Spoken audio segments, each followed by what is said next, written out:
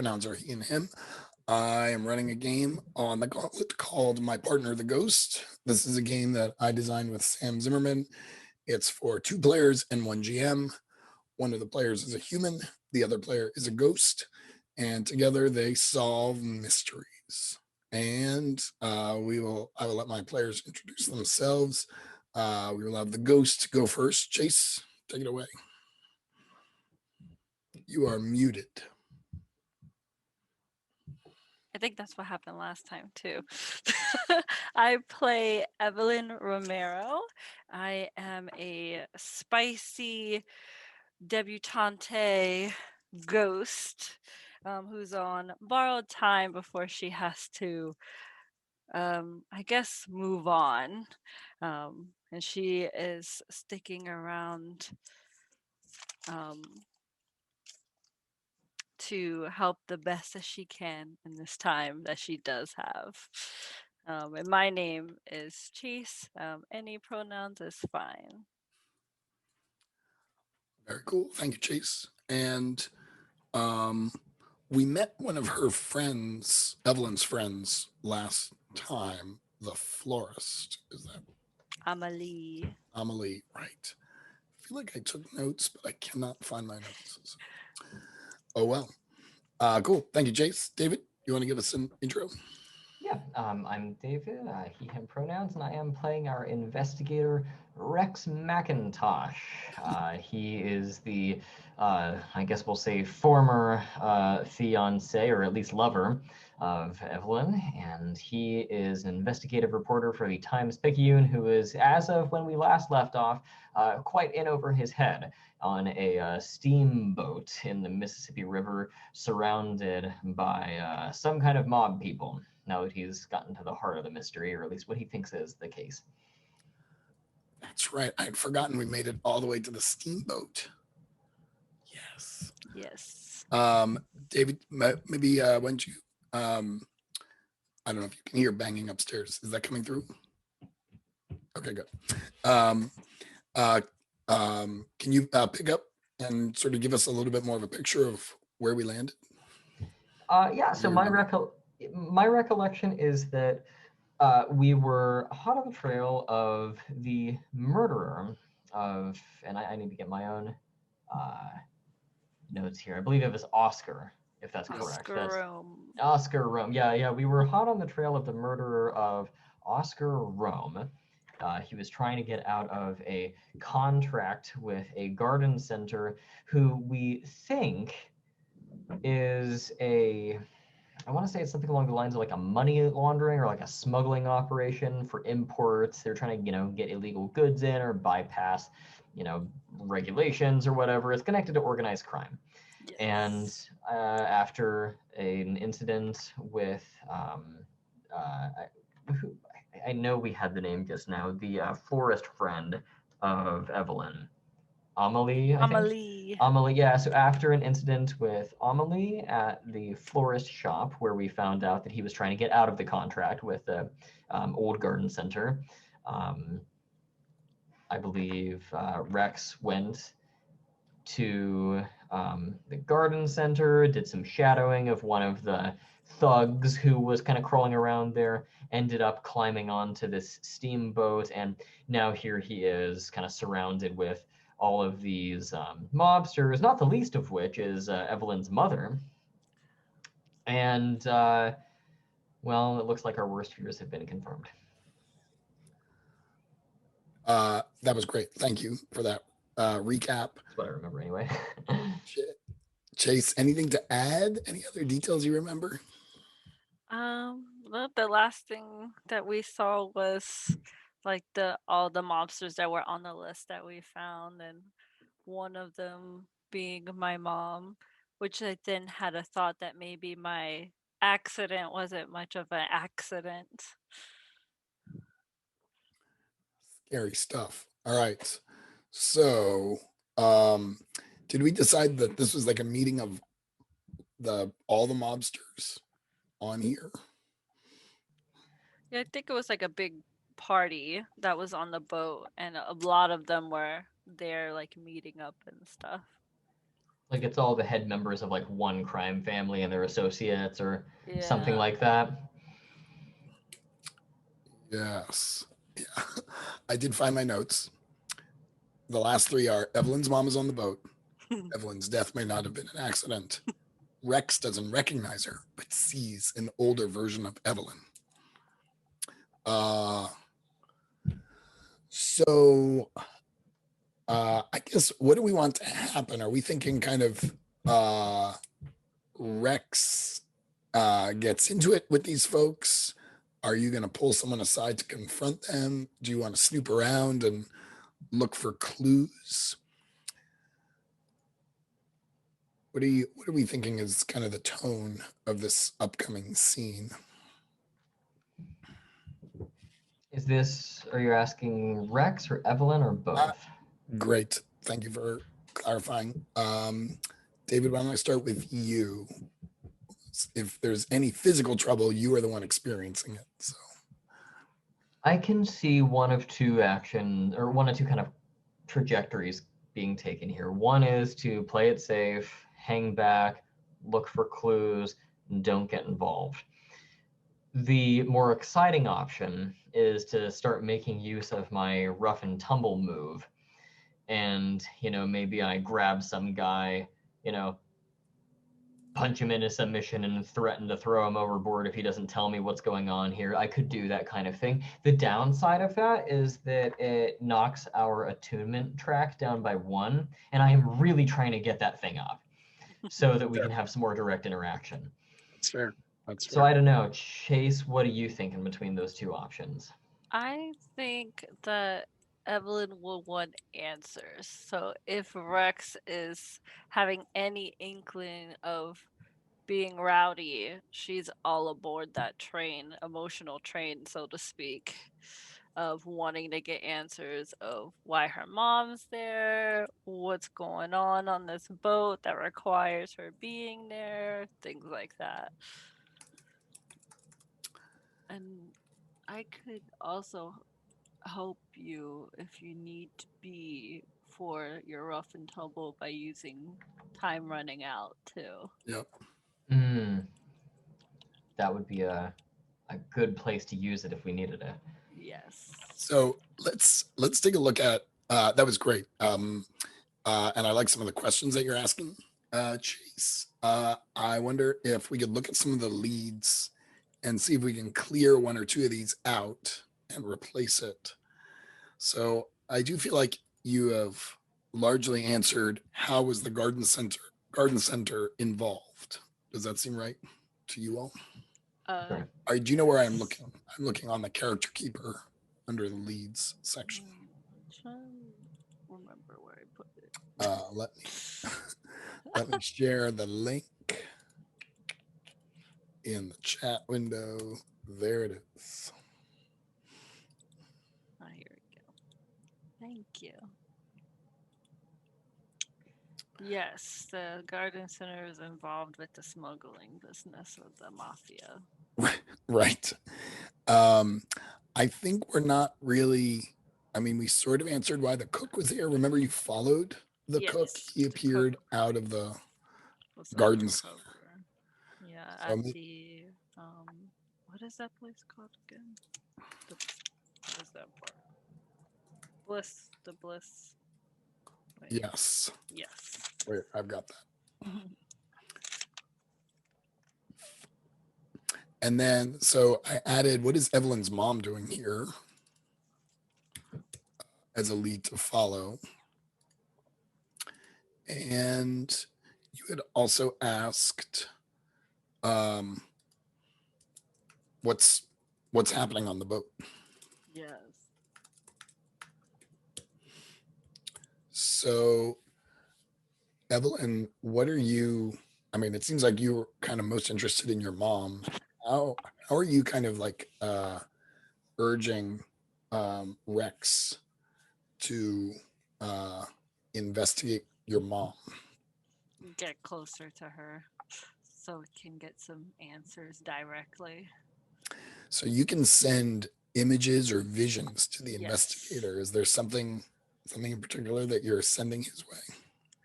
I think images of just like my mom and me in that kitchen with the argument that we had. Um, just like thinking back on it Oh, and just nice. like connecting that is our relationship in a way, that in the same house, and that I like getting closer to, like, feelings of wanting to get answers. I love that. Almost kind of a frustration with a little bit of desire, like Yeah. to to learn more, curiosity almost. Mm. I love that.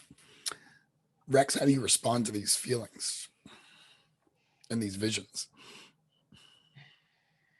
I imagine that there's like this just like sudden flash of recognition, like he goes back and forth between the image in his mind and the the clear mother from the vision right there in front of him, and he kind of goes back and forth, back and forth, back and forth. And I will start to kind of try to make my move toward someone who seems kind of unoccupied. If we're going to go with this rough and tumble thing, I'll try to set myself up to ambush someone. Are you, so you're kind of in the middle party area. Are you trying to leave the party area and find someone who's isolated? Well, I was under the impression that I wasn't really visible to many people right now because they'd recognize that I'm like Yeah. just an Right. outsider. I think we were all like on a balcony in the Right. last scene. Kind of like looking in at the kind of warm lighting inside of the steamboat. So I'm kind of maybe shifting around to kind of like look kind of over, across the corner to see if there's someone else on the balcony, like taking a smoke break or, I don't know why they would have someone standing guard or they're on a boat, but I mean, someone who's just kind of out there that I could try to sneak up on, and maybe burn one of our clues by asking, what's the connection between Oscar and the garden center, or try to get a clue about what's the situation with that broad over there, Evelyn's mom or something like that.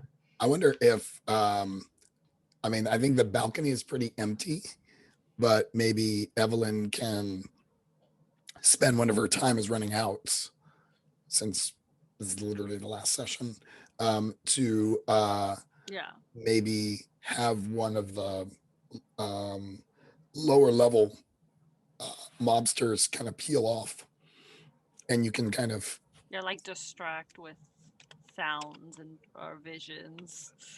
Right. Like make them see something. and sort of draw them up.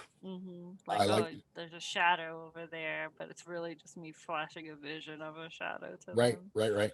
So so this person kind of steps away from the, like they're sitting at the table, and Evelyn, is this someone you recognize from your mom's dealings, do you think? If they are just wandering about, maybe not, because I would talk to more social people, and this person's like already on the fringes of the party, kind of like bodyguard mobsterish kind of thing. So those people are invisible mostly to me. Right. But I wouldn't be a stranger to seeing suits around. I just would just think they were just there, kind of. Right. But so not this particular person. I don't think she would know by name or anything like that. It was like you sort of learn to tune them out. Yeah, it's like you get so used to them that you forget they're there. Right. All right. So this one is now kind of coming up. There's like, I'm imagining these little kind of iron staircases inside the steamboat that kind of lead up to the balcony where you are, Rex. What do you do? In a perfect world, what I would do is kind of sneak up behind him, ambush him, put him in a chokehold, put him over by the balcony, and make it very clear that I could throw him in the river and break his arm or his neck or something. I'm not hoping to hurt him, but at least put the pressure on him to start talking. Okay. Now that may or may not happen, but that's the goal. That's your ideal. I assume you don't want to attract too much attention, though. I would have to be pretty James Bondish, kind of secret agent, very stealthy in my way of doing this. Yeah. All right. I don't know if that gels with what is kind of in your mind as to how quiet I can be realistically with all the people around, but that's what I was aiming for. I think that's fair. I think so. You're going to kind of stealthy ambush and maybe pull them into the shadows a bit. Is that what Something that's the idea. Okay. And so what does your rough and tumble do? If I use methods outside the law, I can roll any plus attunement move with advantage. I'm wondering if, I don't know what Sam meant, whether it was you reduce the attunement before or after the roll. How do you interpret that? Mm.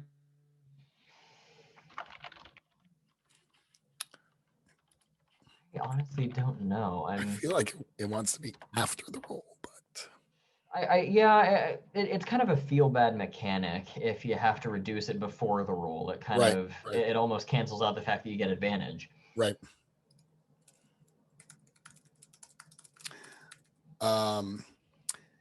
Evelyn, as he is doing this, this is a collaboration move, right? A move where you're kind of both participating. Yes. So what is how are you helping out here? I assume Like luring the mobster into like a more secluded area. yeah. Hang on. You are making the take him down move, I think, right? Take him down. Or are you kind of violently interrogating to check it out? Oh, that's a good. Well, mechanically.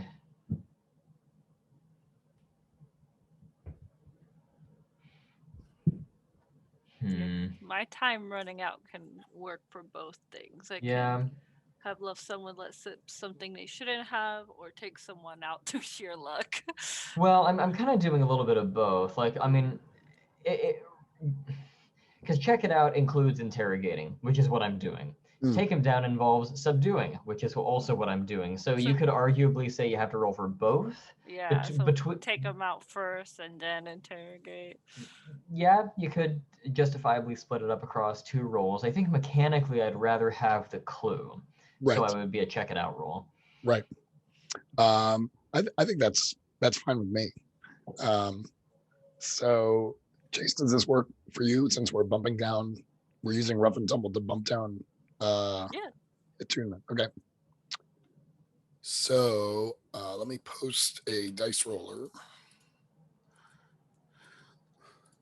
So when Rex, why don't you walk us through the setup here? You've grabbed this person. What exactly is going on? Right. I feel like let me see. I feel like that will be contingent on if I get a 6 or not. Like if I get a 7+ or not. Right. So maybe roll the dice and then narrate the result. Okay. And Evelyn, you said you were sort of maybe creating a distraction. Is that what you're doing? Like more like luring our target Okay. to a better spot where we won't get caught. Oh, nice. So you sort of tricked him to go up the stairs because of the moving shadow, but now you're trying to get him closer. Rex is standing there like, come here, just a little closer, just a little closer. And lo and behold, he gets closer. That's great. So either Rex can roll or Evelyn can roll, or you can each roll 1 die, or I guess you're rolling 3 dice because you're rolling with advantage here.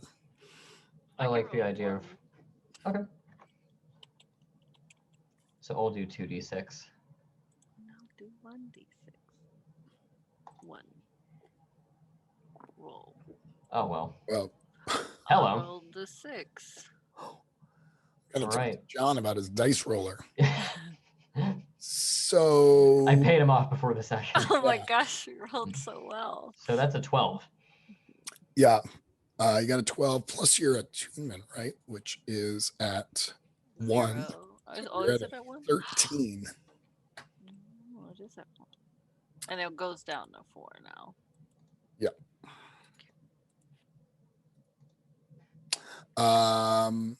Okay, so you rolled a 13, and I will give you a clue, and you can increase attunement, right? Because we were doing check it out, or were we doing take it It was down? check it out. Yeah. Okay. So let's narrate this a bit. You grab him, and what do you say? Right. What I'm doing is I've kind of got him sort of in a headlock, sort of chokeholdish kind of thing, and I'm got him pushed up against the railing of the balcony, ready to throw him in. And I imagine there's like the churning water from the steamboat paddles below. And I'll channel my best Humphrey Bogart and I'll say, "All right, now you listen good, you stay quiet, or else I'll snap your neck like a wishbone, throw you in the river, and they'll be fishing what's left of you out with a cheesecloth. You hear?" And I'm just trying to keep this guy quiet. That was really good. Did you write that before? I've been I have a separate tab with a bunch of actual quotes from noir movies, and I just kind of like cut and paste them into new, yeah, You're gonna have into to new share quotes. that tab. I want to see all that. That's great. All right. Are you using one of the clues when you interrogate? Yeah, I was gonna say I wanted to see if I could use a clue, do that move, specifically the one about Oscar trying to get out of the garden center contract. Okay. You know, saying something along the lines of, "Listen, I know all about your little garden center and the front you've got put up. Now you talk and you talk fast. What's really going on here?" Just that kind of thing. Hang on just a second. And Evelyn's like, yes, yes, yes. I wonder if you, Evelyn, are also, besides luring him in, are you either feeding Rex any information telepathically or freaking out the goon a little bit Yeah, to mostly to get focused on the goon because okay, I was already kind of distracting him, right, just kind of giving the imagery of the bog, like the water, the swamp waters, like getting nice, tugged down by vines or this great. and things like that. That's great. Yeah, Capitalizing on the fear. yeah, that is so good. Um, so hang on, just look at this move again because I feel like you can mark the clue because you were using it, right? Yes.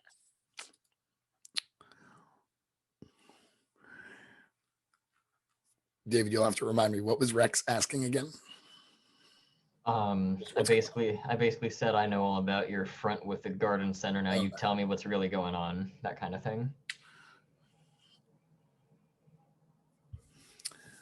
Um, I have to give you a clue. I am, I thought it was just a smuggling thing.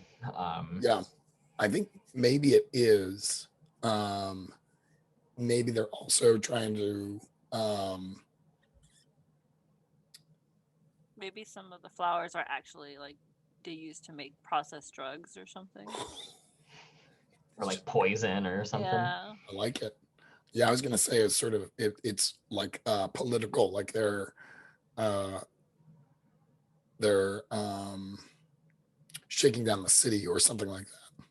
But I like the straight up uh we're importing drugs thing. And maybe they were trying to pay off the city to look the other way. The flowers are really drugs.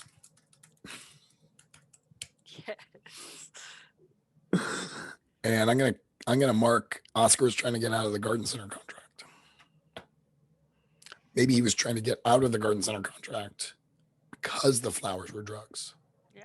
There's like too many. It's too much. Like if he got caught, I'm in too deep. It's too hot. It's just too hot. Too much. That's awesome.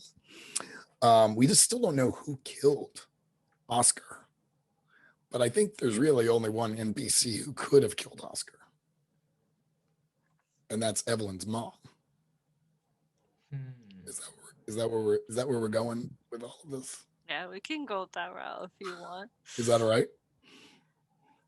Maybe she thought that he had something to do with what happened to me, Oh, too. Oh, interesting. maybe he did have something to do. Yeah. And it was a well-motivated, like good intentioned revenge killing. Yeah.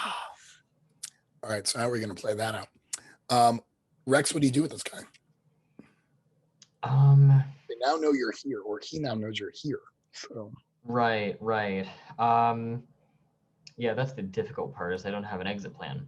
I mean, we could have, just the classic, you strike him in the head with a blunt instrument and knock him out, and he's just removed from play for the duration of the scene, kind of a thing. okay. I don't mean, know do you what my wanna- blunt instrument would be. Do you want to roll for it, or do you want to sure just say that he's knocked out? Or Well, are you going to make a break for it? I guess you're stuck in the riverboat. yeah, you could arguably say that you have to roll for take him down at this point. Or you could just say, okay, you knock him out, and then I I mean, I think being search stuck his body for clues. What's that? being stuck in a riverboat with the mob is pretty challenging in and of itself. So Okay, so that's sufficiently complicated. yeah, where are you hiding the body? Hmm. I can go look for like a storage room or something and see if I can find a good hiding spot for Mr. Mobster. I like that. Yeah, let's wander around the boat a little bit. So Evelyn, where do you float to? Where do you go? I'm going to go down like the side of the boat where there's not like a lot of space, just kind of like with a hall, like kind of like the side hallway kind of thing, and try and find like a thin door because usually those are like not important doors, like Right. the non-decorated ones, Right. the non-fancy doors. Right. And just kind of peek in them and see if they look like they're gonna be used at any point, which I'm not expecting a broom closet to be all too important at this meeting. I think as you're wandering around, riverboats are flat bottomed. I don't think there's really much like to them. But maybe up on deck, you notice in the bridge where the guy driving the boat is there's just outside that there's like let's say that there's like a maintenance closet or something. Okay. How do you convey this to Rex?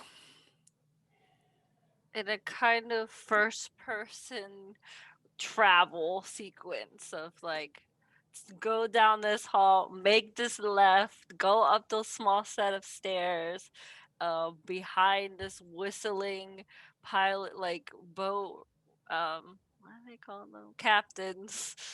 There's a supply closet I can shove this unconscious man into. It's a long way to go, Rex. It is. Well, all firemen carry this guy. Heft him over the old shoulder, and at the cost of, well, you said you were okay with it being kind of murder she wrote Scooby Dooey, like lighthearted, Yeah, like that's good. kind of comical, but I'm okay with it. Yeah. So I'm tiptoeing against the big moonlight against the bayou with his body over my shoulder. To escalate, I had a couple of ideas. One is maybe you bump into Evelyn's mom, like she went out on deck to get some air. That's option number one. Option number two is the mobsters start arguing or fighting amongst themselves. I don't know.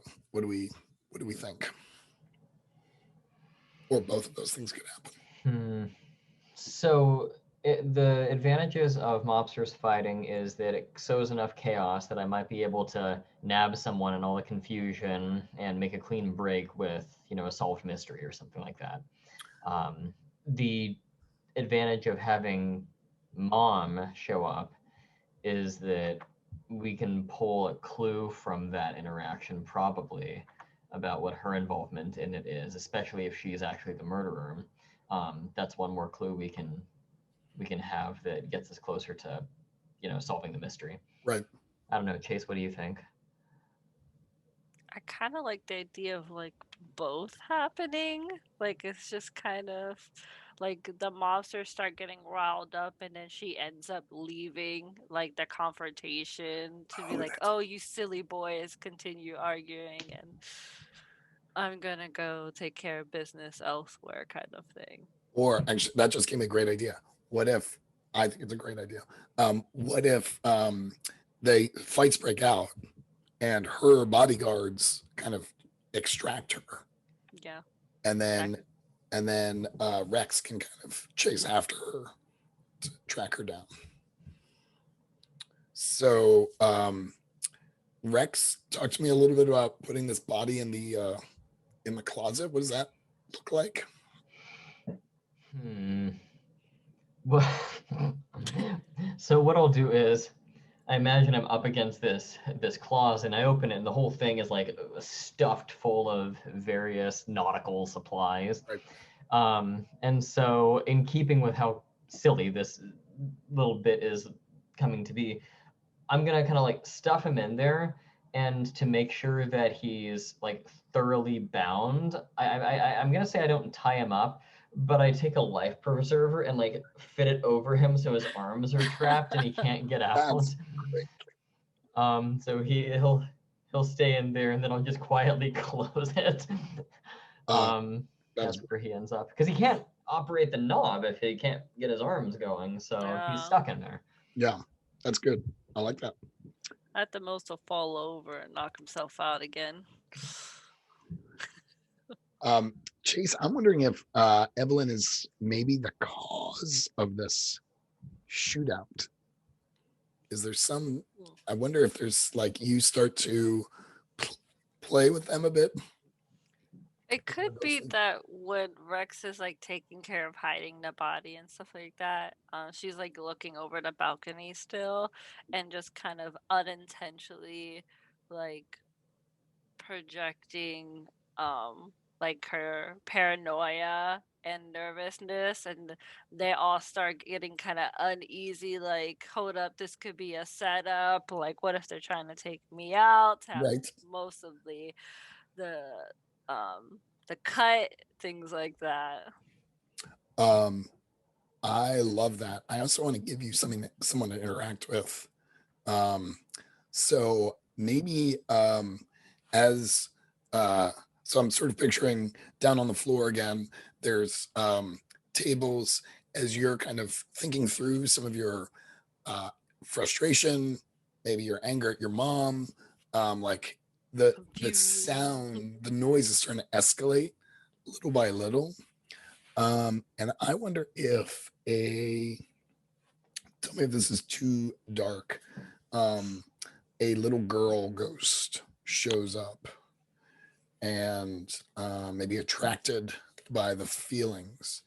And maybe anyone who lived in New Orleans at this time recognizes this girl because she sort of very famously drowned in the bayou. Is that too much? Is that all right? Um, And so she's kind of just standing there, maybe next to you on the balcony, looking down, and she says something creepy like, "This is always how it starts." as kid ghosts tend to do. Yeah, I just I kind can't. of like more surprised for a moment because I don't really handle children very often. Nice. So I'm just kind of like, ah, oh, yes, young dear, please, what are you doing on this boat? Out of all of the boats you can be on, why are you on this one? This this is the one I keep coming back to. I can't leave. It looks like someone's going to be joining us tonight if this keeps going the way it is. I could really use more people to talk to. I don't think you want any of these people to be your friends. It's lonely where we are. I'll take anybody. Maybe you're not as alone as you think. You could have a connection to one of these people. I'm here because I'm connected to someone important to me. Maybe. I wonder who. Maybe her. Well, I'll ask. Who do you think I might be connected to? I'm going to like take in her features, like remember the news articles and then remember all the parties that I've been to and that my mother has orchestrated to see if any of these people could be connected to her, and maybe she's kind of in a similar situation as I was in. Oh, interesting. So let's see. I What, guess like a check it out kind of thing. well, that's a move that you're doing it together with Oh, Rex, and Rex obviously doesn't see the girl. let's see. Oh, We can just make it up okay. what her connection is. Is she maybe connected to the owner of the boat, or I feel like if it Maybe were the captain of the boat, he wouldn't be doing his captaining anymore. maybe maybe Rome's family is on the boat because he had connection to them. Oscar Rome's family is on the Oh, boat interesting. and she's like maybe related to them in some way. Because if he's not there to show up for the deal, somebody had to take his place. Right.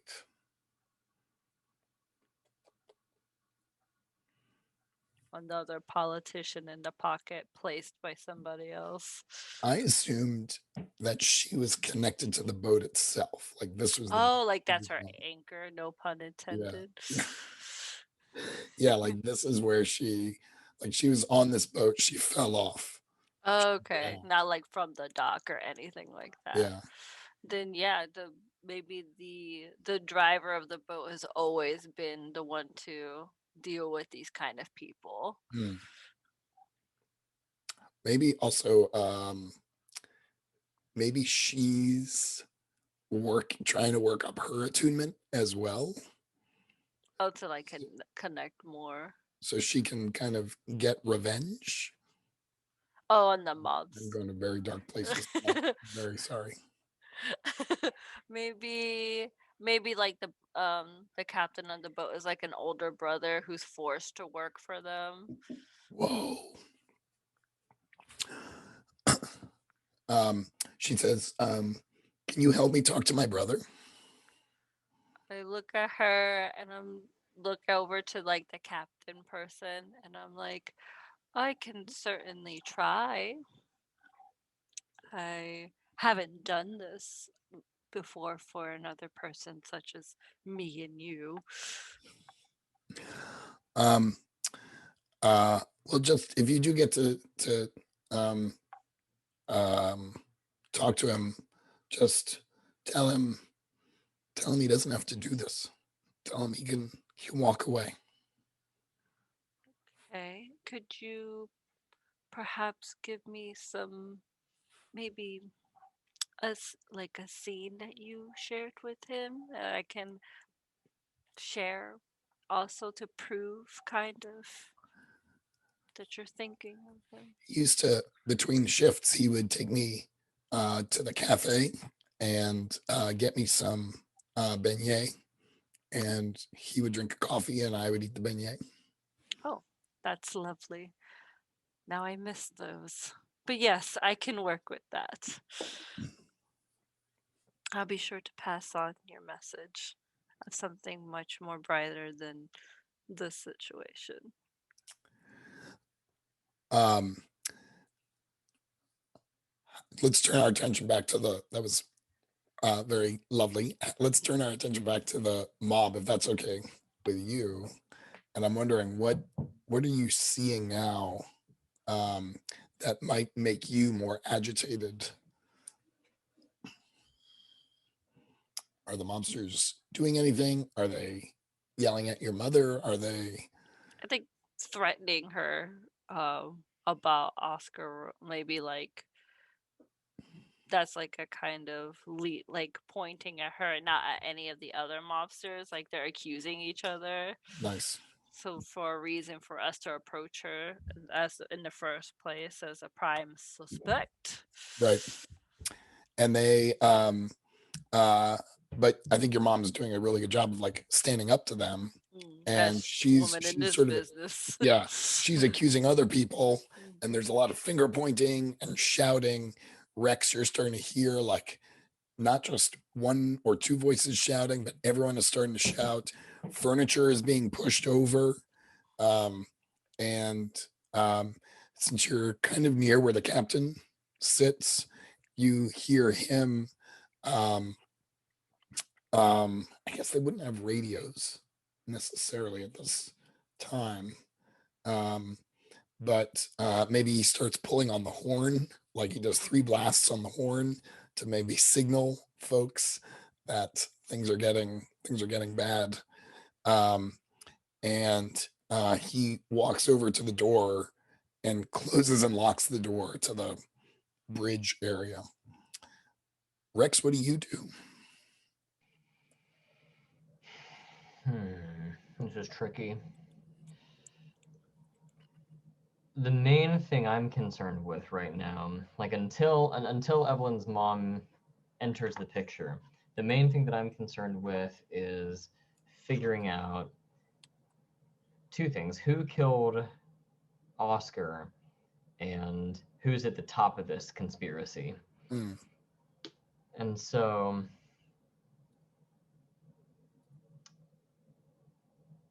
maybe if I can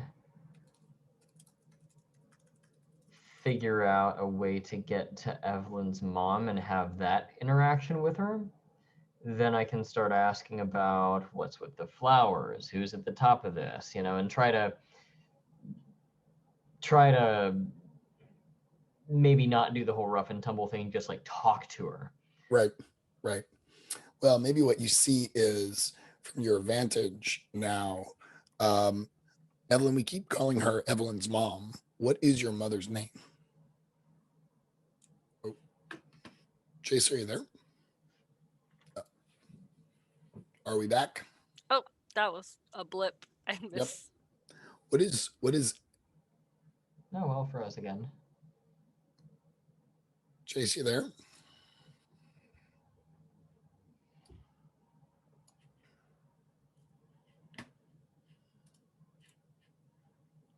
Chase? Hello? Hello? You're There There back. we go. I Everything knocked okay? the Ethernet cord out of my computer. Let me just scoot my computer away from my feetsies. Okay. We used to say Sorry. that whenever the internet went down, we would say, "Oh, someone kicked a router somewhere." Um, what is your Close enough. mother's name? We keep calling her Evelyn's mother, but she probably has a name. Oh, maybe Maryland. Let me check. See if I want to go with that.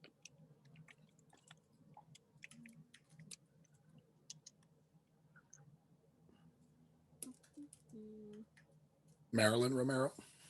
yes. That's nice. Diva I names only. I think Rex, from your vantage, you see her bodyguards kind of surround her and try and get her to the edge of the ship, of the it's not a ship, the boat, the paddle boat. Um, what do you do? I wonder if there's a way for Evelyn to kind of get her by herself. It's just tricky to engage her when she's got a couple of thugs with her, unless we want to have another brawl. Fisticuffs. Yeah, is that something you can do at this point, Chase, or? I can't do any physical things. I can only do telepathic manifestation unless we do like an attunement move first. Like focusing on attunement. Like if you're trying to like kind of like, okay, I'm being connected to Evelyn. Let me see if I can power through this connection so she can do something to get our Right. mom. I could do, oh, like mechanically, I think it might be like a one-sided attunement move. Although I think that comes at a penalty. No, There's a focus on attuning. right. Yeah, so it's focus on attuning. When you take a moment to focus on the connection between you, describe it, you may gain 1 stress to temporarily gain access to any attunement level. Or if you want to increase your attunement level permanently, you can roll, and then you might get +1 attunement. Yeah. So if you wanted me to like do something physically, we can do focus on attuning, and I'll be able to perhaps cause the guards to fall into the boat, like the side boat, patty boat or whatever that they're trying to escort her to, and it breaks off, and she's like by herself on the side. And that, well, I think that's an awesome idea. I'm just trying to think about how to get there. I could take the chance of rolling 2d6, or I could just take a stress, and we can Stress guarantee it. We were at 1 out of 3. So that would be strike 2 if we went that route. It would be a dramatic place to use it, though, if we were going to. Yeah, I'm fine with that.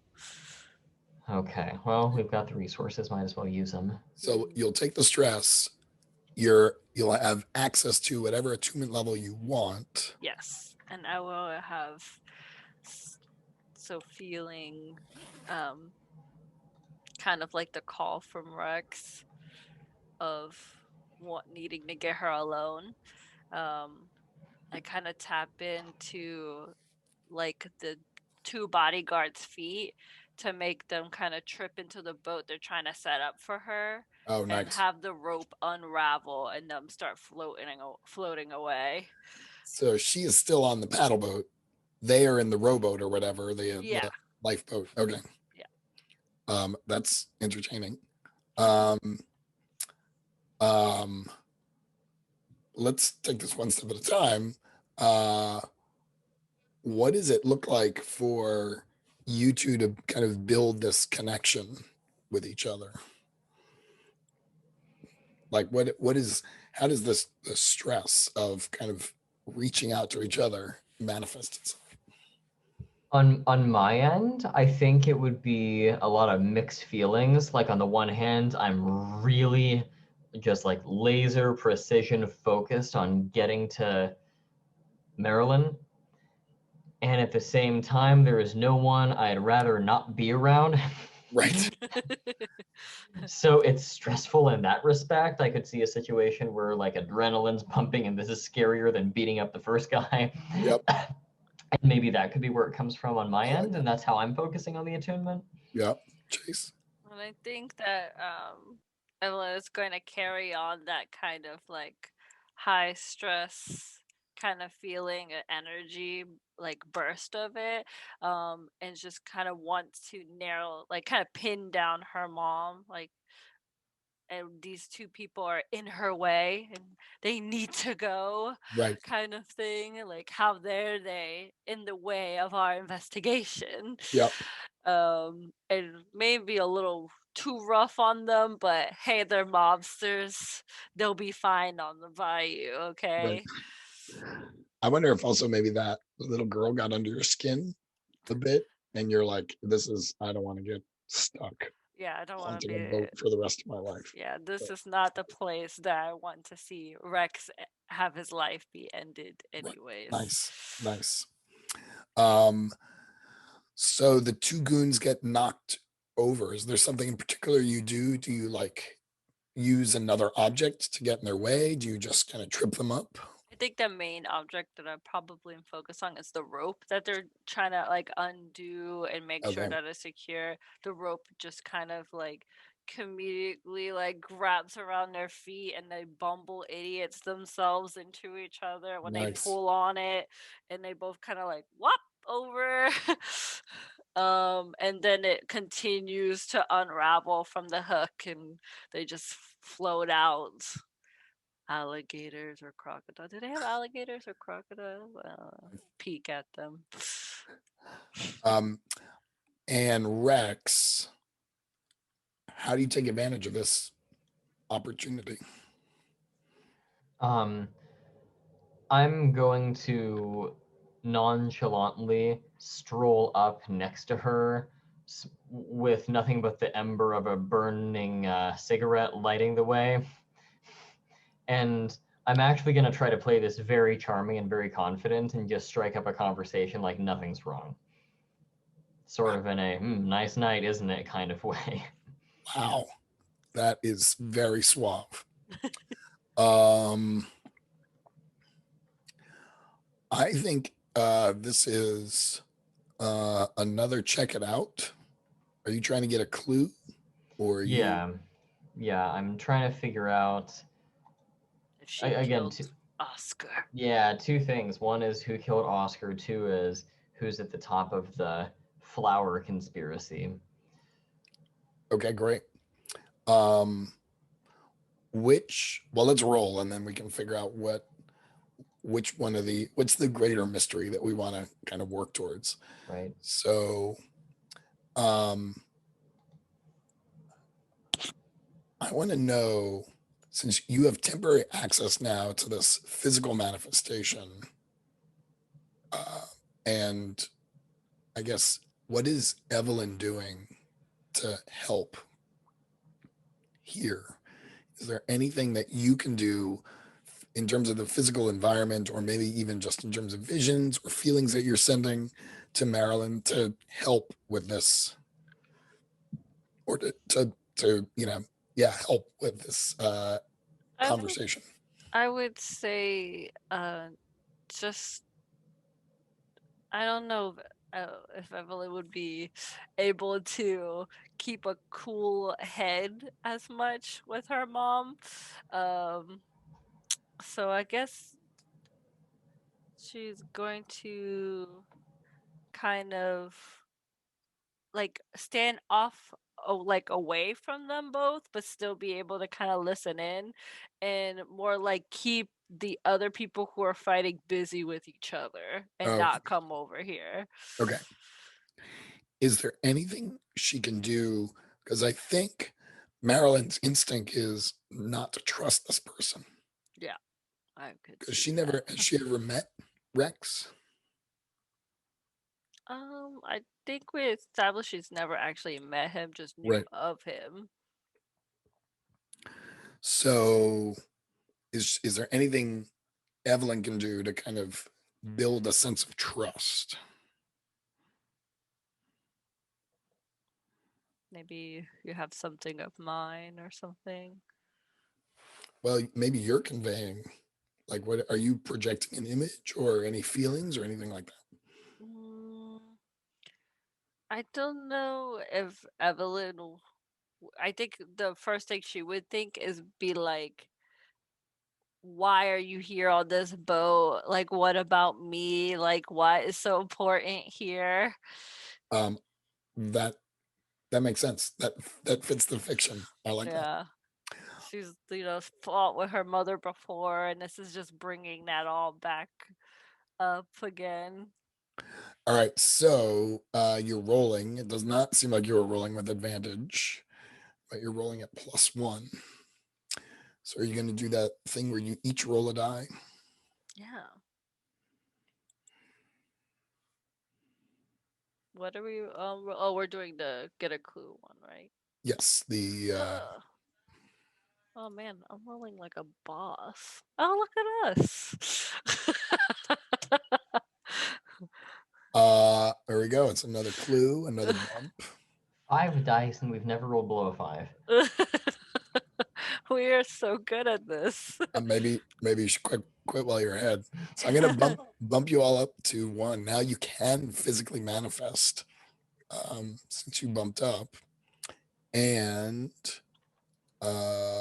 we get a clue. What do we think? Is she gonna confess to the murder and imply that there's a greater conspiracy?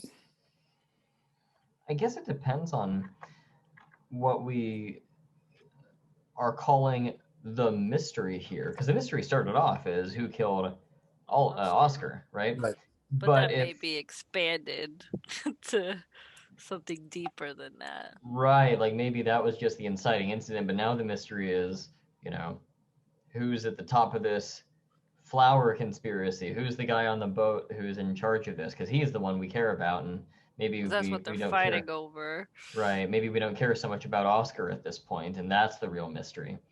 And if that's the case, then it would be fine if she confessed. Otherwise, I feel like I'd have to roll to like get the confession if we're keeping Oscar as the central mystery. What if her clue is more along the lines of, she was here to figure out who killed Oscar as well, That could and be.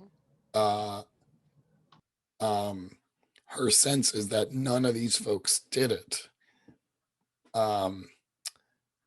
and maybe there's some other, either there was a mob boss that didn't come to this meeting, and so she suspects it's him, or there's something about the contract, and another politician is implicated in the murder, and she feels like she's being framed for this murder. It could also be that she could have killed Oscar, and that's like its own mystery. And then the second mystery is figuring out the conspiracy, because maybe not all the clues go with Oscar to begin with.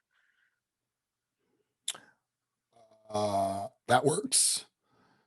So I'm trying to think about, what are you all rolling for the solve the mystery move? It's like whether or not we want her to be the murderer for Oscar versus her being another lead towards who really killed him. That's what I was thinking. The latter. Do you have a preference? She's your mother. Oh, I don't have a preference. I'm fine with anything. Is your mother a murderer or just merely a mobster? I think if she's a mobster, she has the propensity to murder, perhaps. It's like I don't even know her. I know. She's had this whole other life without me. David, what do you think? Well, the only devil's advocate position I could think of about expanding it out into like a greater conspiracy is if this is kind of the final session, I feel like we want to wrap up as many loose ends as possible. Yes. And make it a little bit more of a self-contained thing. So if we do want to have another guy here who is in the head of the conspiracy, I at least want us to be in a position to where we can have the shot at turning him in. Right. Yes. Yeah. As long as we can do that, then I'm all for it. Yeah, my assumption is you'll get this lead and this clue from her. We take a break, and then we kind of figure out how you take down and confront that guy. Does that sound all right? I'm cool with that. Cool. So maybe she tells you that she's being framed. And I was thinking another politician.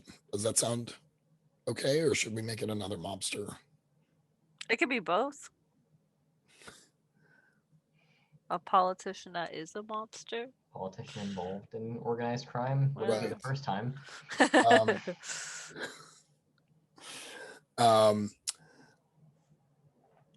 Maybe it was a pair of brothers, and one is a politician and one is a mobster. They're twins. Yeah, or something. They keep And trading places. right. And maybe she's got a photograph of them talking to Oscar. And that's the clue. Maybe in the greenhouse. Oh, I like that. I was gonna say if we can work in checking off a clue here with Yeah. either the shipment of roses or the flowers being drugs, like if we Maybe can check with off a the clue here. shipment. It's like them going over the shipment of roses that are holding. Right. Yeah. Because we did a check it out roll to get here, right? Yes. you did Right. that. Yeah. Well, one of the clues can definitely aid me in the action here, I think. Yeah. I think the shipment is a good one. Yeah. The shipment of That's great. roses. That's a really good idea. The Like, photos got a that picture- she somehow got a picture of this politician / mobster with Oscar, and they were checking out this shipment. Maybe the cook works for her, and he was the one who took the picture. So I'm going to add another clue. that means I threw him in the boat. He's having a bad day. This politician is going to be named Robert Blanchard.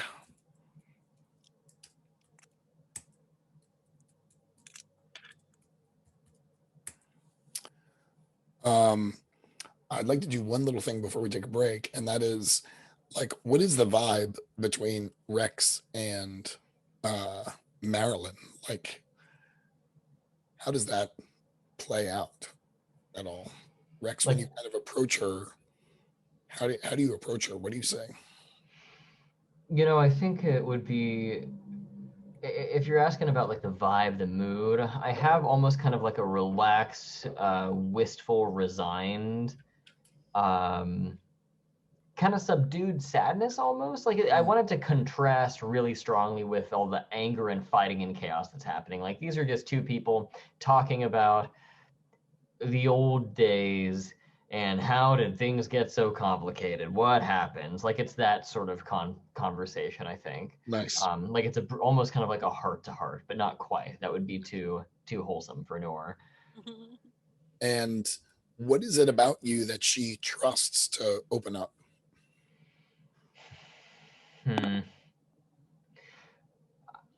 Chase, do you think that it would be too dangerous and come back to bite me later if I dropped your name?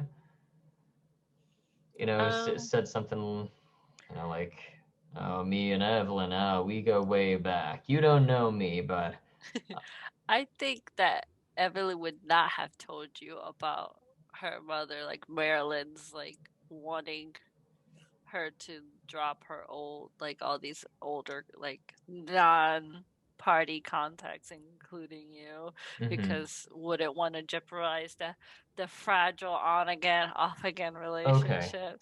So maybe I could say it this way. Maybe instead of like just being explicit about it, I could say, listen, I could rough you up like the guy in the storage closet up there, but you remind me of a certain someone I used to know. So, and I kind of take it from that angle, like I never drop your name and I never make the connection completely. But maybe making reference to you. Is it possible that Evelyn is feeding you images or like things that she knows her mother likes, so that you can sort of sweet talk her a little bit because you can say all the right things? Maybe like I could send like one kind of image of something super specific about my mom that like only I would know, and maybe she kind of like, huh, that's weird that you would know that about me. It could be the flower, because I still have that flower in my. Yeah, like that's I could like, say, had a feeling you might like this, and I like yeah, offer it. the to her. hydrangea. That was great. That was really good.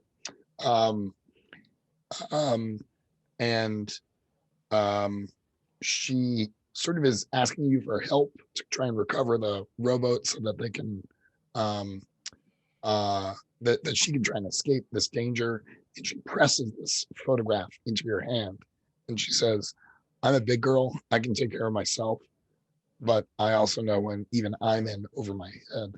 I came here tonight to um, to try and enlist these other families in taking down the real criminal here. But it turns out they all benefit from this arrangement too much, and they were trying to frame me for it. Maybe you can use this photograph. It certainly hasn't done me any good. And maybe with that, the goons have taken control of the rowboat and brought it alongside the paddle boat, and she, like a woman half her age, climbs over and into the rowboat. Does that sound all right to end our scene there? Is there anything else you all wanted to do here? I'll say bon voyage as she sails off. That's a good one. I wonder if Evelyn like has a last kind of, I don't know, sort of outburst of emotion watching her mother row away. I There. think when she sees her in the boat, kind of like looking back at Rex and at kind of her, she kind of thinks back to when, like, after one of like the really tough breakups that they had, and she was like crying and stuff. Her mom like came in with some like cupcakes and milk and was like cheering her up and stuff like that. And not every interaction with her was like a fight. There was a also some motherly instinct there. She wasn't always like training her or trying to get her to make connections and stuff like that. There was some tender moments. Yeah. That's nice. I wish my mom showed up with cupcakes every time I had a breakup. Made that a lot easier. That would be awesome. Yeah. All right, friends. I've got 9:11 my time, so let's maybe reconvene in about 9 minutes. 20 past the hour. Sound good? Okay. All right, friends. See you soon. Peace. Ready to start again? I had this idea, a couple of videos. I kind of want the attunement between you two to be kind of strong enough where Rex now suspects that Evelyn is a ghost nearby. Like we've always, for the last few sessions, we've played it like Rex doesn't even realize Evelyn is there influencing him. So I'm wondering, maybe we can play a quick scene where Rex realizes Evelyn has been with him all along. Does that sound all right? And I'm wondering if Rex has made it back to shore and he's taking kind of a long walk, reflecting on the events of the evening back to his apartment. So Rex, kind of what's going through your head at the moment, and how would you frame sort of wondering about whether Evelyn's nearby? So we're just kind of saying that I got off the boat at some point. I laid low and then jumped off, and now I'm kind of walking back. Yeah. Okay, so we're trying to frame it to where I suspect that Evelyn's nearby. Yeah. Okay. Classic tropes is you see like someone walking and it's Evelyn's shadow trailing behind them and not their own. Oh, nice. That's a thing you could do. Other things. But what's going on in Rex's head right now? Like, how is he sort of thinking about, like, wonder if that's been Evelyn all along? Yeah. Nagging away at you.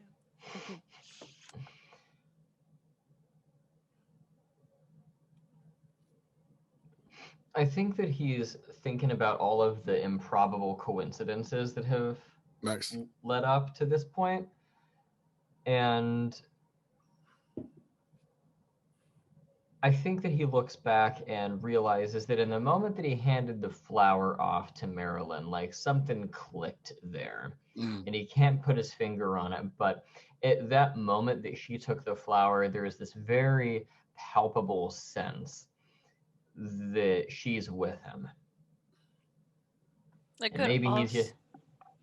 What's that, Chase? Oh, it was like I was gonna say, because I can physically manifest it, maybe you could feel my hand on your hand when you were handing it over, or my hand on your shoulder or arm, like I'm hugging your arm as we're walking, kind of a familiar Oh, I feeling. love that. Yeah.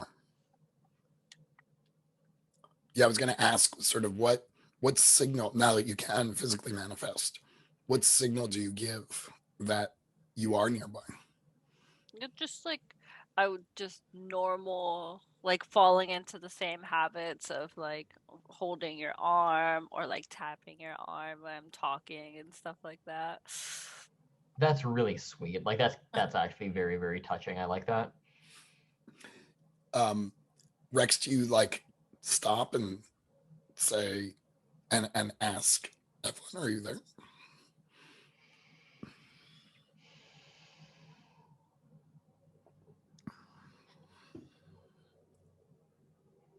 Yeah, I think that I'll probably like stop under some, big old tree that kind of umbrellas over everything. And for a moment, I almost like hesitate because I'm like, this is crazy talk. But I'll just say, Eve, you there? I'll wait for a minute. I think as a response, maybe kind of like tug down at some of the blossoms off of the tree and just kind of like let it fall down in front of him dramatically. And there's no breeze, so it's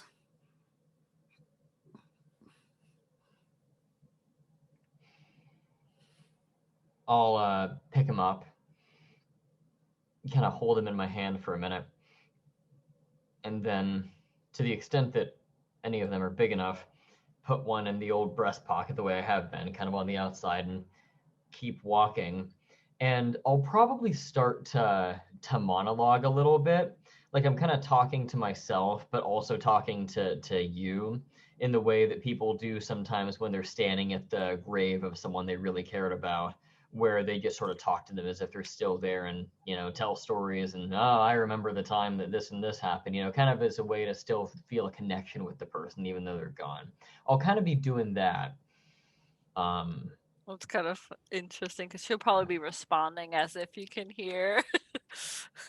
That'd be a really good movie scene. yeah, that would be good.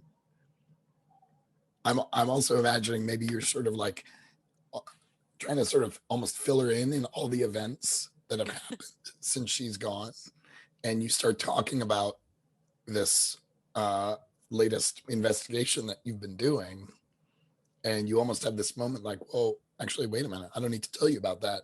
You were there. Do you think it's that explicit? Yeah, I mean, for me at least, I'd be kind of playing it up as kind of a comedic, like, oh, you wouldn't believe what I got myself into this time, Eve, kind of a thing. And let She'd me be tell like, you, well, of course I know. I'll tell you, she looks just like you. I never would have told you that in person. You would have slapped me across the face for looking at another woman. Of course, I guess I can't say I'd blame you. I mean, after all I've done. Just like that kind of like Nice. nonchalant back and forth.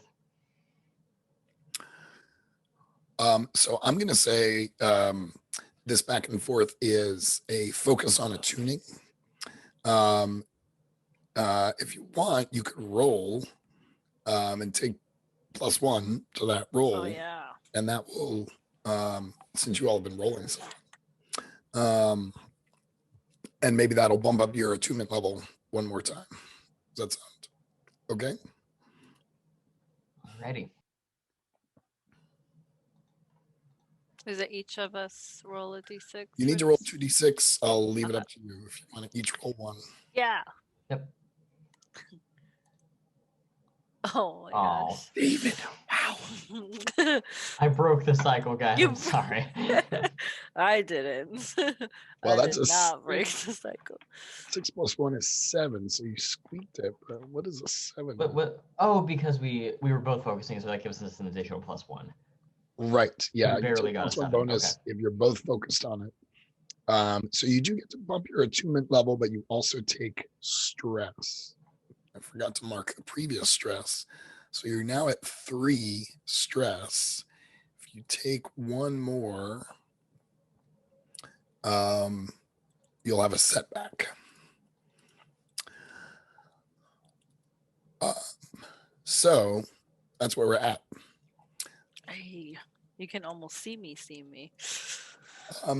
What is the nature of this stress that you both are feeling now? I guess Evelyn, how does the stress manifest itself? I think it's just like it's settling in that I'm gone even Mm, more. Like mm, it's kind of like, oh, it's kind of teasing that I'm around, but I'm not going to be around forever because I know I have time running out and I can't stay here like these other ghosts are milling about in kitchens and back alleyways right. and boats and Hunting such. boats. Yeah. I know I'm losing time here with Rex, and that's the kind of stress that would be on her shoulders, Nice. and maybe leak over to him, like this kind of anxious feeling of this is not gonna last much longer. Yeah, David, what's going through Rex's head in terms of I was actually going to say almost the same thing, not in the sense that, oh, she's about to leave me, because I would have no way of knowing that, but at least in the sense that I can feel things kind of drawing to a close with this case, and it's actually been kind of an interesting little adventure that I've been on, and there's kind of a bittersweet feeling that kind of comes along with it that I'm probably, kind of leeching from her. Nice. So if we're done with that kind of little vignette, I love the idea that now, Rex, you're more aware of Evelyn being there, and Evelyn is like in a place to actually interact with you more for, say, this kind of final scene. I thought we might fast forward just a little bit, maybe to the next day, where Rex, you've gone into the office and kind of run all this by your editor, who's, let's say, believing you and sort of excited about the work that you've done, and points out that Robert Blanchard is, because he's a politician of some sort, is going to be at a public event. And so maybe there's an opportunity to kind of get the final kind of nail in the coffin, so to speak, at a public event. That was my idea. Does that sound all right? Or did you have another kind of denouement you wanted to do? I'm okay with that. I mean, we could do. I'm trying to think of how I could expose this guy. And I mean, if we're playing this like Murder She Wrote, the classic way you do it is you confront him in private and you say, "Hey, I know all about what is going on," and I start trying to basically blackmail him. Mm. And that's the point when the suspect pulls the gun on Jessica Fletcher, and that's the point when he reveals his hand and the cops burst in and say, "Drop the gun," and like that's how they catch him every time almost. Right, right. So you could try to play something like that. I don't know if there's any other way that would be even more dramatic that I'm missing though. Oh, like maybe there was a guy in the office that you had do something, like get more info for you. Maybe they have a lead to try and get like Robert alone, and he's actually like caught or something like that, and you have to go rescue him or something. Or maybe your editor. So they would say we have a lead, and the lead goes to Robert, which you can then have your like kind of like wait for backup from like get back up, I'm going in there kind of thing. Okay, got it. So would we be on? I like that idea. Would we be trying to catch him ourselves, or just get him in a compromising position so, like, law Like enforcement nabs him? Like maybe it's the early opportunity to catch him in the act, maybe before like he goes off and like maybe does an event that there's no way we could catch him. Okay. So there's like a time constraint, maybe. So it's like funny you should say that. It turns out he's about to go and meet with the head of this garden thing that you're Yeah. bringing up. Maybe you're onto something after all, Rex. And Yeah. I It's kind of like like show up at this garden meeting with the intention of catching him in the act. And of like maybe that shipment again because you have the photo. Like okay, another shipment. like it's a big shipment of like the drug roses, basically, or the drug Yeah. flowers. Oh, nice. Okay. So where does this scene? You're catching him in the act, essentially, of meeting Mhm. this.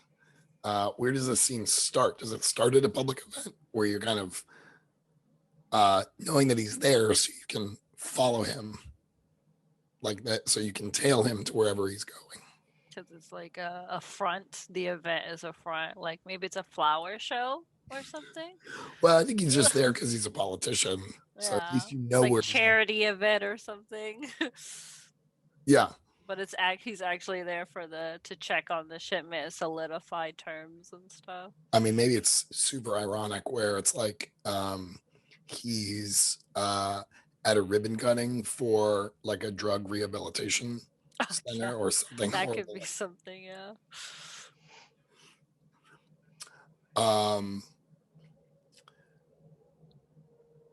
Does that sound all right? So I think maybe you get this lead from your editor, and the editor's like, look, Rex, if you want to take him down, you got to catch him in the act. I don't think you're going to get any backup from law enforcement on this one. So, you know, the more you can get hard evidence, the better. We know Blanchard's going to be at this ribbon cutting in downtown in the French Quarter. Maybe start there. Marge, I've never needed backup before. That's right. It's a woman, isn't it? Your editor. What did we name her? It was Margaret, I remember, because I insist on calling her Margie and she hates it. Right. Yeah, Margaret Dene.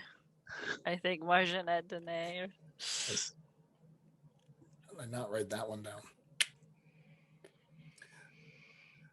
So the idea, no, go ahead. What were we going to say? I was just going to say, so to make sure I understand the order of events, he's at the ribbon cutting, trail him back to this garden center thing, see if I can get some hard proof, maybe snap some photos, who knows. I'll have like the big, stupid, oversized camera, and I'm pretending that I'm covering the garden. Yeah, I have it because I'm covering the event, but not really. No, I'm there to follow him back and snap some different kinds of photos. So I'm there to do that, and that's how we're gonna get him. Yeah. Okay. That sound all right? Works for me. Yeah. So Margaret says, you better get a move on. It's the event's starting in 10 minutes. All right. I have this like ridiculously oversized, 1930s Suitcase. camera. Like, all right, throw that over my neck. Hate carrying these things around. He says, do you want to bring one of the photo boys with you? Margie, when I said no backup, I meant it. There's like this row of 10-year-old kids who's sitting there waiting to help people with their photos. All right. You see when you get down there, you see a bunch of guys trying to take their camera backpacks off. And it's kind of a small crowd that's gathered around. He's clearly just phoning it in. And he's like, certainly the neighborhood will benefit from another service from your favorite city, New Orleans. And then he kind of cuts the ribbon. And he kind of, you notice that he sees someone, like he makes eye contact with someone. You're not sure who, but he kind of gets a little blanched, like he's a little nervous about it. What are you doing?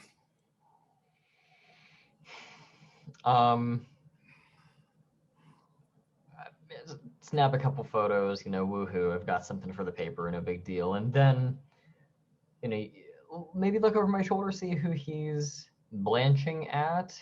Is there a mobster I recognize perhaps? And I'm like, oh yeah, well, that's to be expected. I'm thinking they're guys from the boat there. Mhm. And they sort of like maybe come up to him, and they're not handsy with him, but it's clear they're intimidating him to go with them. Mm-hmm. I'm snapping photos of that too. Like everyone else is dispersing and I'm still snapping photos. Right. It's a little bit suspect. It's broad daylight. How do you go about following these guys?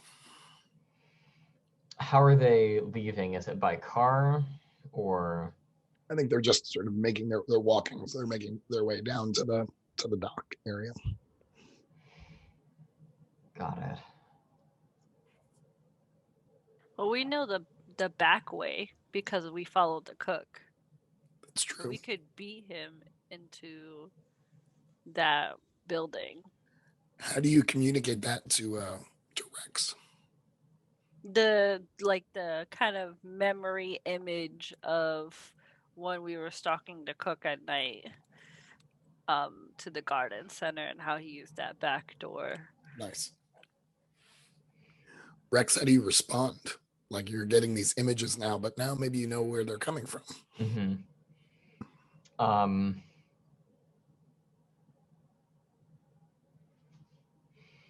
Pause, nod to myself. I'll kind of mutter, okay, have it your way, and go that way. Of course I will. That's all she was ever asking for. Is that so much to ask, really? Just honestly listen to me. There wouldn't be as many problems. Except for I was half those problems, but we're not going to talk about that. I think there's maybe a big. You get down to the garden center, and I'm kind of thinking you're trying to take pictures of the scene there. Does that sound right, to try and take this guy down? Yeah, that's the plan, I think. I imagine getting a bunch of shots of a giant shipment of these Shady. flowers. Yeah, and he's in them, and he's got people who I can connect to crime. Like all the pieces of evidence are all there. Right. That kind of a thing. So that's what I'm trying to do, and I can roll for it if need be, if that would be a clue that I would collect and then could use later. Well, let's whatever people want to do. I'm sort of inclined to kind of bring this to a close. Mm-hmm. So do you want to is our final scene you confronting him with all this evidence that you've collected? Is it you bringing this to a police inspector? What do you think? I think the most exciting, in case I want your feedback on this, but I think the most exciting dramatic one would be to get kind of caught in the act and then have to let slip that I know everything and it's all on this camera, and then everyone takes off after me and it's this wild chase that perhaps ends with, Getting people to getting the caught. police. Something like that, yeah. A horse-drawn carriage almost gets overturned at some point. It's a whole mess. Some beignets get knocked over. Powdered sugar flies everywhere. I'm wondering if Evelyn uses one of her times running out to summon the police. Oh yeah, I can do that. And just as things are getting hairy for Rex, the cops kind of show up. I'll dial it into their frequency, so to speak. Yeah, maybe it's like you've left a bad feeling with the editor, and the editor's like, you know what? You know, I will get that back Yeah, you see the scene of Marjorie going, Yeah, like as we left the office, I look back at her and I'm like, no, he's gonna need some back. I He's gonna need seen how armed those men were on that boat. yeah, I kind of want, unless Rex, you want to kind of go out with a bang. Maybe what we do is you do confront them, and just as things are getting hot, the cops show up. That's fine. That's totally fine. That's very in keeping with my relationship with Marge, to where I overestimate my abilities and she has to kind of bail me out from behind the scenes. So I think as you're kind of snapping the pictures, some goons approach you, and they're like, "What are you doing?" Is he within earshot of all of this? I was picturing you kind of far enough away where you like weren't up close with them, but these goons were just happened to be patrolling or something. Got it. I'll reply, oh, just capturing some tender memories for posterity. Nice. Just take another photo. And so they're like, yeah, I think you're coming with us. And they kind of start to grab you. Do you want to fight back, or do you want to get pulled over to the boss? I think the more dramatic choice is get pulled and have to have a confrontation with him, and Evelyn can intervene potentially on him directly or on the flower shipment directly. That gives, Evelyn things to intervene on. So it's the classic getting captured at the end kind of a thing. Yeah. Yeah. I could always break open the shipment and make like all of the flowers and drugs come out dramatically. When the cops show up. Yeah. Robert After like a scuffle or something. Robert says to you, "What are you doing snoop around here? You're a reporter, right?" Well, that's my job. See, I've got the press badge right here. I'm not doing anything. What are you doing? There's nothing to investigate here, and if you are an investigative reporter, then you are clearly in the wrong place. Wonder when I should reveal my hand.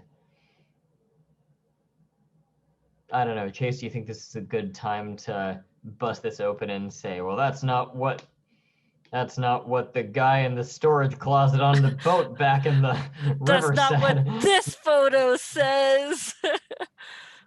Like, is this the time to do that, do you think? Or I think with like the box being there, it's the middle of the day. There's still a good chance to have the like police come in with and still get him to confess in a way when everything is presented to him. Bad guys like to hear themselves talk when they have everything in their hands. Okay.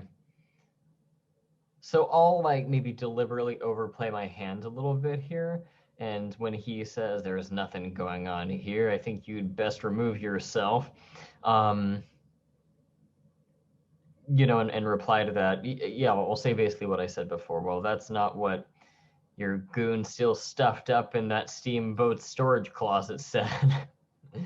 And then I'll reveal the photo or whatever, and it's a copy of the photo. We got the originals.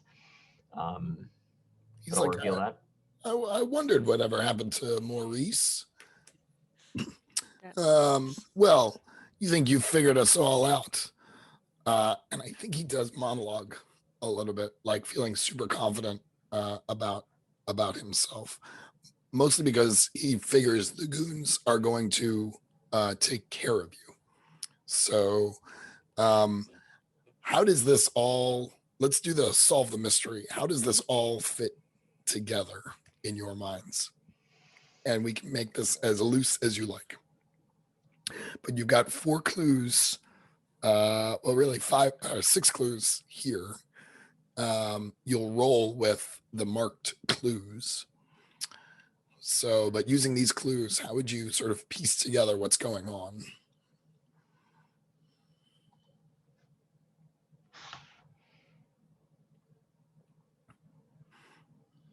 So it would be Oscar was in a deal with the mob about a shipment of flowers that were actually drug flowers or have drugs in the shipments with them.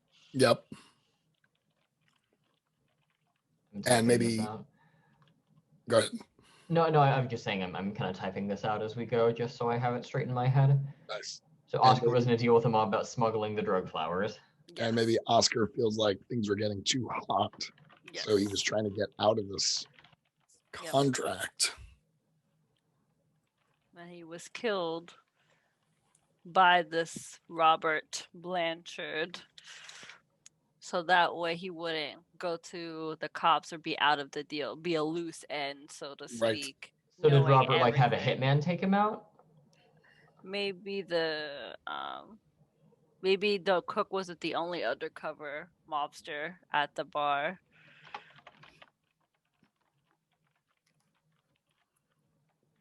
Okay, so he was in too deep. He was killed by one of Robert Blanchard's mobsters. And what's in it for Robert?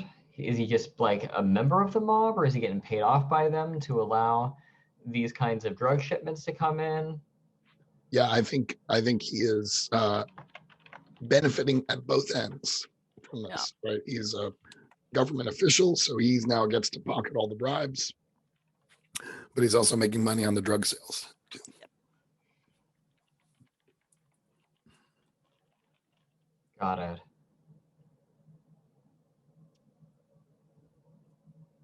I think that covers just about all of the clues we've got. The photo of Oscar with Robert, that's just back from when Oscar was involved with the plot. Yeah. Yep. Okay.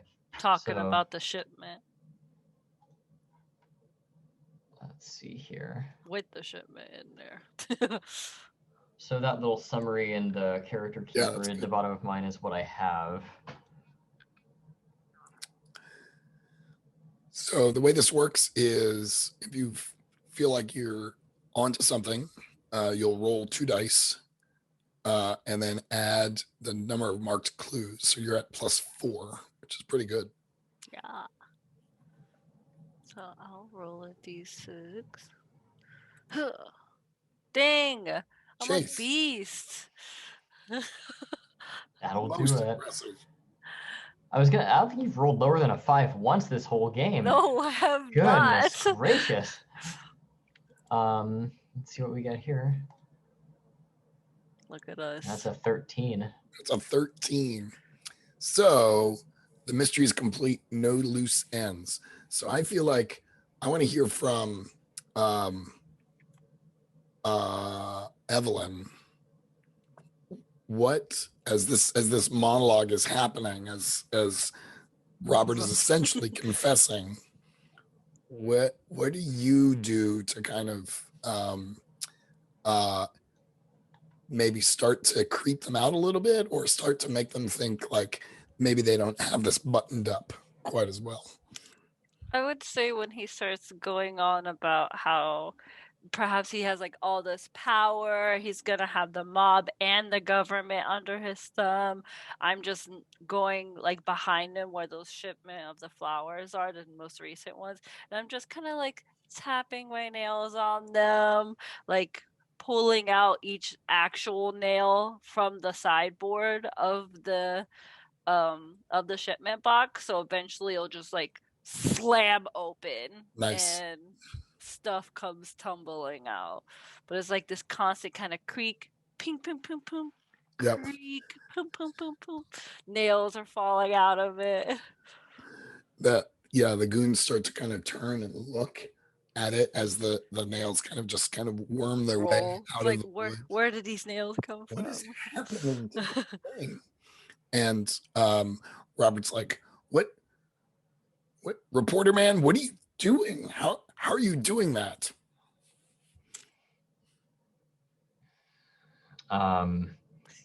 Maybe I should just be cryptic and say, well, with a little help from my friends or something like that. I like it. Something that communicates that I have this almost certainty at this point that something like Evelyn is there. Like I'm not really questioning it anymore. Right. Like we're almost working in tandem at this point, even though we Right. haven't seen each other. Right. Love it. I think, does anything escalate before the cops show up, or do they kind of come screaming in at this point? I do like the idea of having the shipment dramatically fly open. Okay. Kind of like revealing to the cops, like, oh well, kind of hard to argue with this. Like, there's no question about the matter of guilt at this point. So But that can happen like when they show up, maybe as like a distraction. yeah, I'm sort of picturing it. The crate falls open, whatever the illegal stuff comes out. Everyone sort of pauses to look at it, like, wow, what just happened? And in that, all the cops kind of pull up and are shouting and pulling their guns and things like that. That whole thing. Does that sound like a good place to end our mystery? Yeah. Yeah, it works for me. I'd like one more, maybe little almost dialogue between you two. Is Rex maybe saying goodbye to Evelyn? What does that look like now that we're sort of like in an epilogue moment? Or Evelyn is saying goodbye to Rex.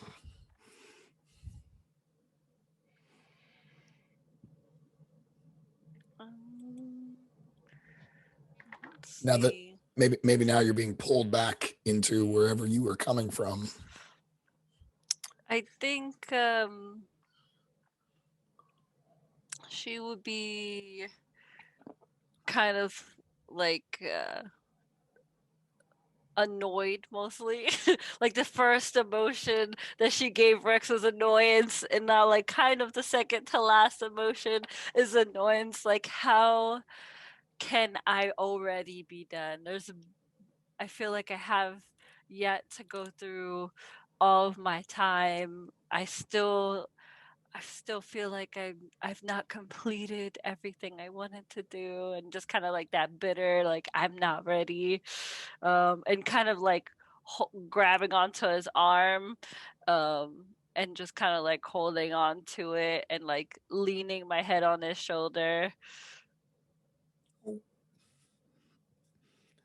How does Rex? Is Rex affectionate and comforting? Is Rex dismissive? I think that he's never been a really expressive guy, really, but I don't think he'd be dismissive here. I think that he would do kind of the almost like stereotypical thing where he's like gentle and reassuring, but he'd still be reserved about that.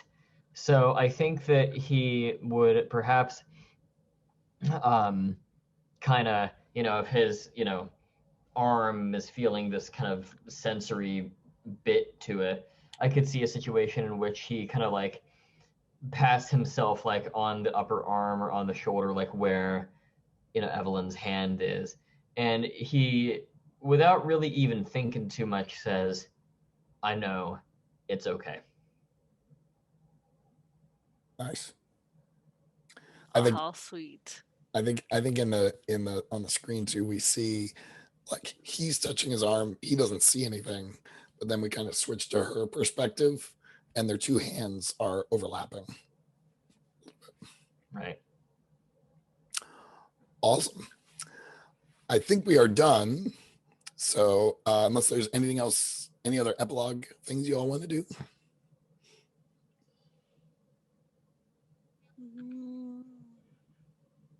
Not that I can terribly think of. The only thing I was like thinking of, maybe that ring, the one that was pawned, is something that Evelyn actually held on to, and is like on her finger as well.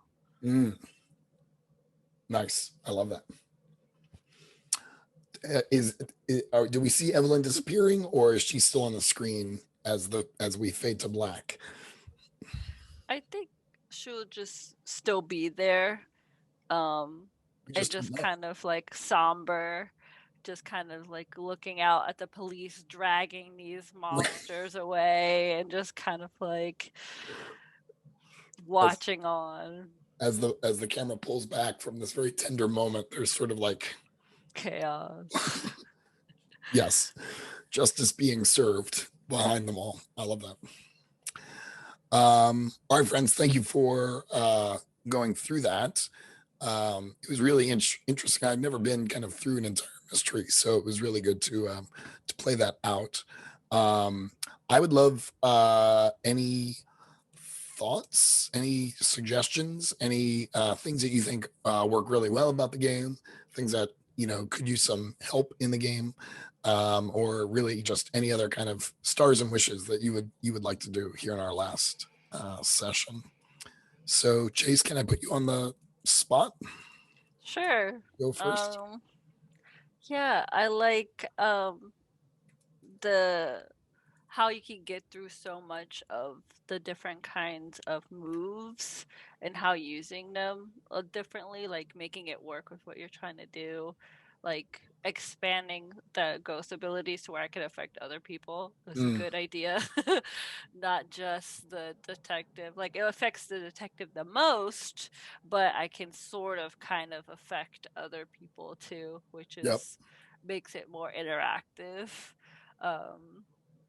I do wish there was more moments where we have to pull out the histories more, but we rolled so well. I guess You that's did not roll really. well. It's like that's not really anything we count because we're just so boss at this game. But just like more opportunities to roll things, I guess, like where it's like a little harder to get the things that we need to get to. Yep. So that way there's like that more up and down kind of thing. In this story, it made sense because they were already kind of up and down, and this is kind of like tying up a loose end of didn't get to say a real goodbye or anything like that. So I feel like it made more sense in this situation that we were so good. Uh, um, I think.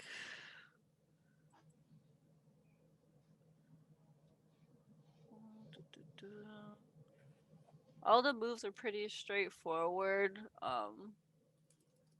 And even when something came up, we kind of what the hell? Oh, that's my brother's speaker. I'm sorry. Worries.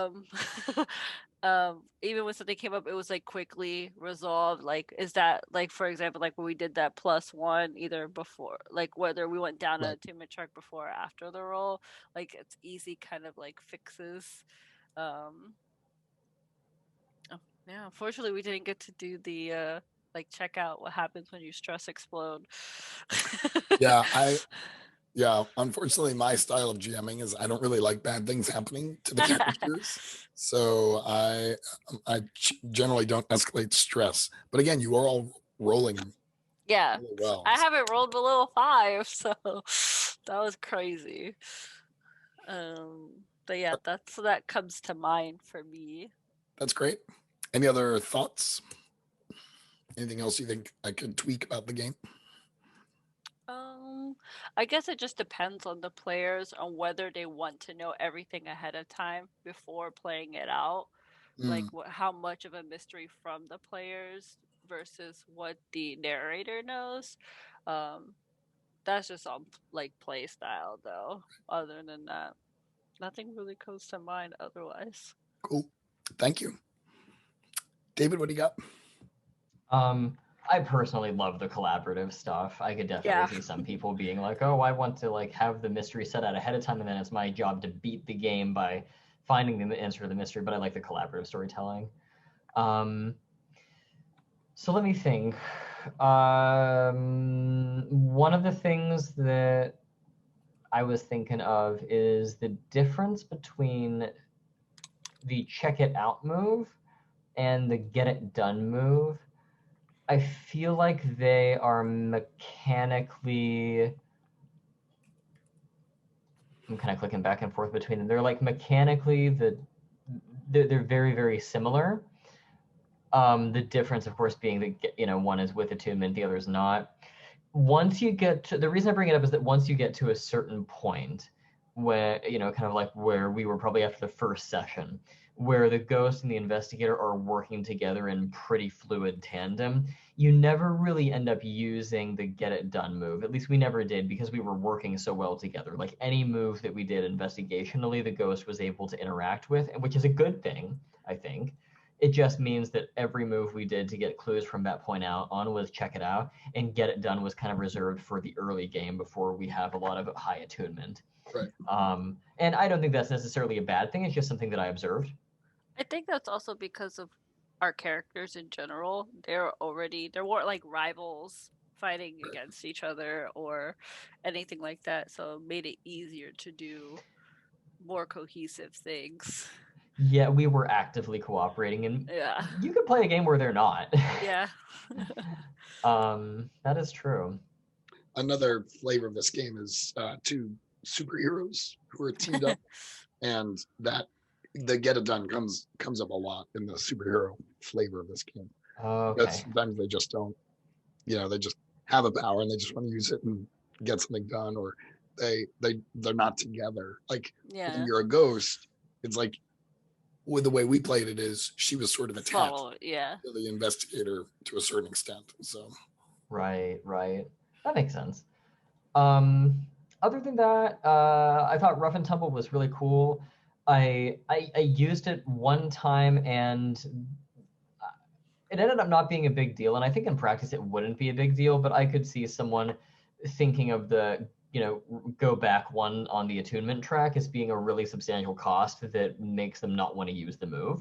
Right. I don't think that it actually in practice works out that way. I think that the players and the GM can find ample opportunities to increase attunement. It's really not that big of a deal to sacrifice an attunement track every so often, but it is kind of a feel bad thing. And so I could see people they don't want to break up what they've worked so hard for. Well, yeah, and it's kind of like the lower your attunement, the less the ghost gets to do. And so I remember a couple of times being like, I could do rough and tumble stuff here, but I feel like that would be preventing Chase from getting to play the game. So again, it didn't really end up being an issue, but it's just something that I remember going through my head, and I just wanted to let you know. I don't know if it's actually a problem or not, but it's something that came to my mind. That's good feedback. And then finally, this is a tiny thing, but the ghost's ability to time running out, that one's just kind of tough because I think it really should scale to how long the game is going to go. If it's a one shot, then giving them 5 opportunities to do time running out is like you can steamroll your way through the entire session. And then if you have several mysteries, I mean, we did 3 sessions, but if you had several mysteries, you might want to have like a refresh mechanic or a way of extending it. Or I think, Chase, at the start of our games together, you mentioned having like the ability to like buy them back. Yeah, that kind of thing. Like that kind of thing is, I mean, that's like a real like nitpick at that point, but I think it would be cool if something like that was more explicitly spelled out. Yeah. Like a longer game version of the same move. Yeah, I was thinking the same thing. Maybe making it 3 on the track instead of 5. Just no matter how big the game is. Just 3 is a good number. Right. It also made, David, what you were saying made me wonder if the attunement track needs to be shorter. That a bump back doesn't necessarily feel like that big a price to pay. But I don't know, something that occurred to me. It's 8 right now. Yeah. I think it would just depend on how long the game is going to be. There could be like a shorter version where instead of 2 in each square, maybe it's just 1 in each square. Actually, yeah, I think it should scale. Because if you're doing a one shot of this game, I can't imagine going from -1 all the way up to sensory manifestation in one session. That is so much to get through.